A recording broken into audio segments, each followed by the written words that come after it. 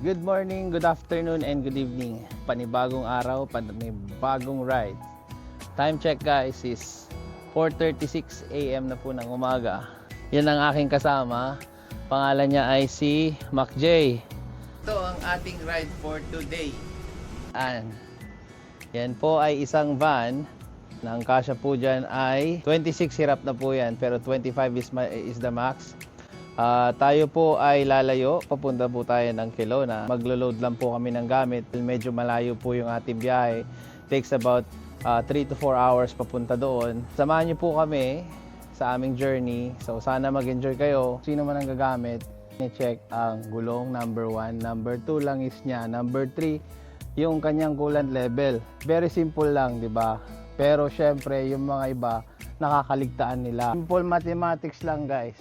Titignan mo lang kung nasaan yung arrow. Goods naman siya, pero hindi pa siya na oil change kasi sinabi ko na to kailangan ipa-PMS. Windshield washer, brake fluid, okay pa tayo. Ayan, nadumihan na naman ako. Pero kailangan talagang i-check guys kasi malayo. So number 2 is mga gulong.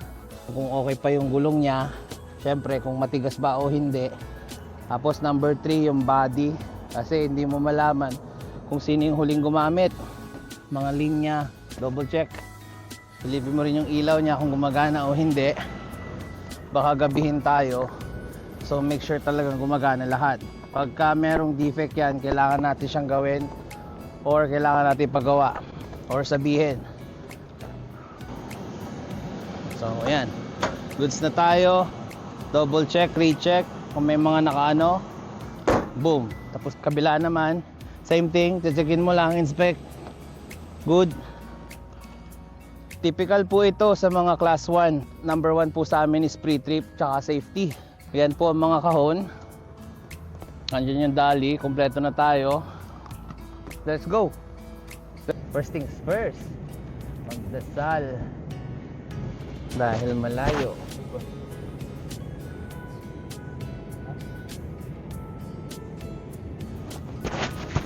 Panaunang dinadaanan namin ay ang pampainit ng tiyan. Kumain ka na ba, Brad? Gutom ka na? Paglulutuan na kita. Bait naman ng vlogger. Subscribe nyo po. Hindi ako mabait, sira. Can I get 2 large French vanilla, please? Hindi ka ba nainitan? Tingnan mo naman yung suot ko. Yeah. Thank you, have a good day. Yan, meron event ngayon by Saki. Prepare na po sila. 600,000 people po ang dadalo ngayong araw na to. Para siyang magiging night market. It will start from 11 AM till 7 PM. Yun lang ang alam ko, wala nang iba.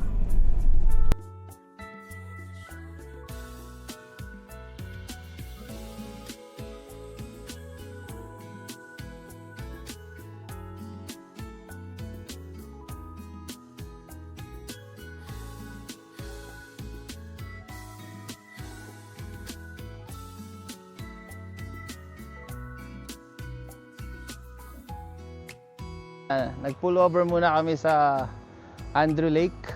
So nandito kami sa may bandang Coquihalla.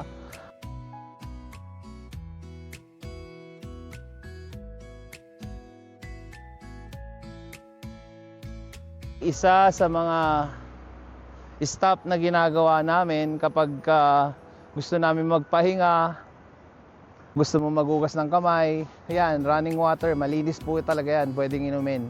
Pagkalampas mo lang ng Coquihalla, meron po yung isang exit. Hindi kasi siya nakikita, for logging po kasi siya. Pwede ka rin mag four-wheeling sa taas nito. Lapit na po kami sa Merritt. At saka siguro mga another 45 minutes from Merritt to Kelowna po yung punta namin. So tara guys, magluto muna tayo, mag-breakfast muna tayo. Siyempre, ang mga Pinoy sa Pilipinas, typical na po ito. Pero sa amin sa Canada, ay siyempre kakaiba ito.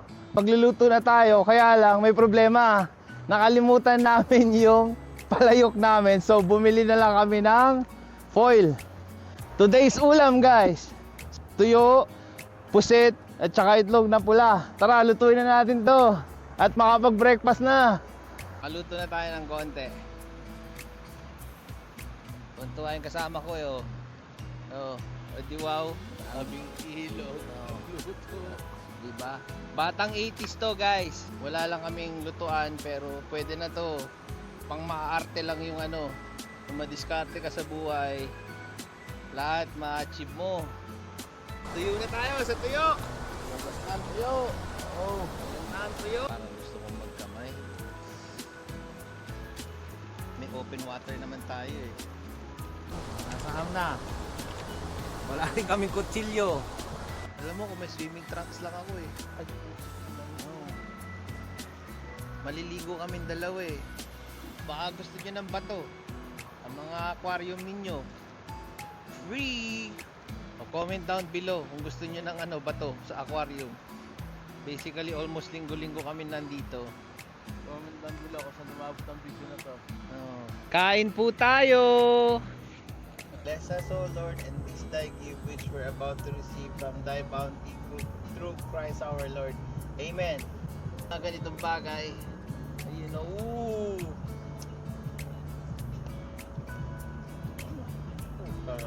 Sarap. Yan yung pagkain. Oh my God. Push it. Ayan. Maghuhugas na kami ng kamay.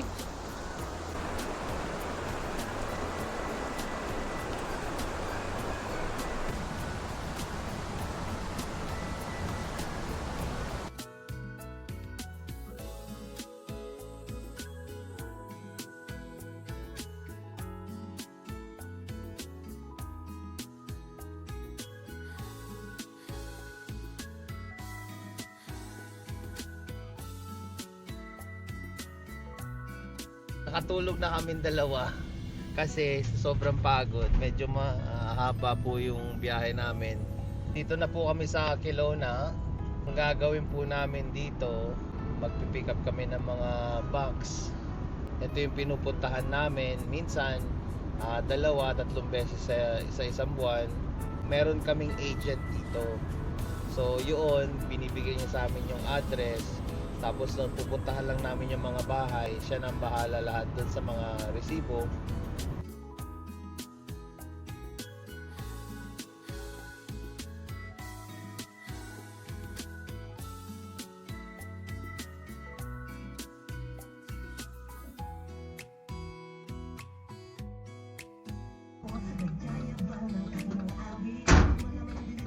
Nakakalimang bahay na kami. So basically, pinupuno namin to ng puro ganun na kahon. Ang capacity po ng van na ito ay 25 boxes. Ayoko naman po talagang totaling isagad gawa ng syempre malayo po yung biyahe namin. Sobrang bigat nung mga kahon at kawawa po yung van. So tara, pick up pa po tayo ng mga kahon. Hello po ma'am, good afternoon. Ako po ate. Hi kayo sa vlog ko ate.